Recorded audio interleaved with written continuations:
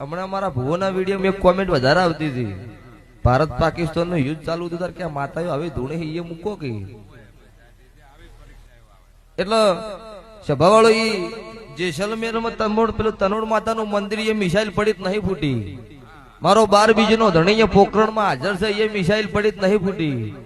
તાર કોઈ હું દેવ ને ભાલો ને ગદા લઈને બોર્ડર ઉપર જઈશ ખરોડા લડવા ન જવું.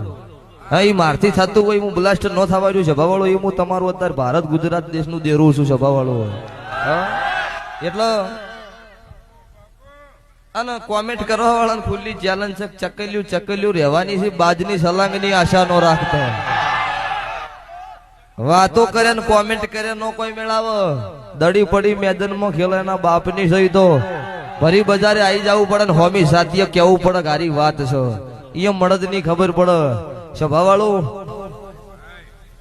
કોઈ દાડો દહન લઈને નહીં ફરી. હું દેરું આવું જબરું મળ્યું એટલે 10 જણા